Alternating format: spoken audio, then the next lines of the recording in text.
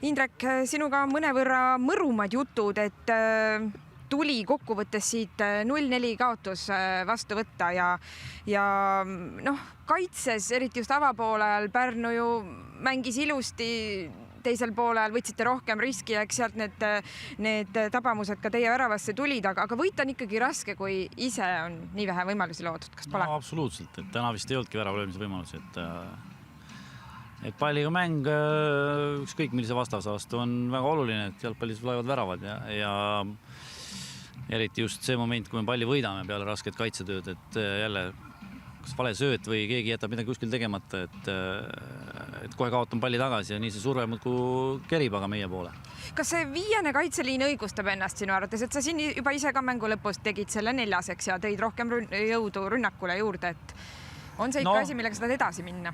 No see sõltub vastasest, et Kalev on teada, kõigutab palli ja teravad ääred, et Jakovleviga me ei saanudki hakkama, 2 mängu pole hakkama saanud.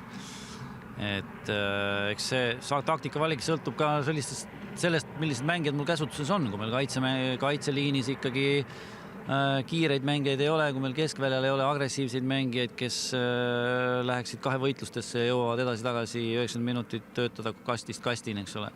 Et siis me peame midagi välja mõtlema, et aga midagi ei ole teha, et sellised mängijad Pärnus on, nagu nad praegu on ja nendega me mängime ja teeme endast maksimumi hetkel.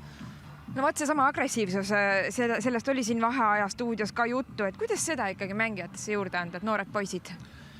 See on hea küsimus, et poliitikud vastavad ka, et aitäh küsimuse eest, eks ole. Eks me mingisugused harjutused on, kuidas me treeningutel mingid harjutused teeme ja kus on vajalik agressiivsus, aga tõeline test on, sul ongi mäng, eks ole. Et treen sa võid teha nii raske ja nii huvitava ja nii mingi harjutuse, sa ei suuda kunagi kopeerida, sellepärast, et vastased tulevad ikkagi, panevad sulle jala vastu. Kui me ise võtame jala ära, mängijad, kes peaksid nagu eeskuju näitama, 2 võitlusesse ei lähe, kardavad midagi, noortel on see väga halb eeskuju, aga siin me praegu oleme. Töö käib? Töö käib kogu aeg, 24/7. Suurepärane kuulda. Aitäh sulle, Indrek! Aitäh!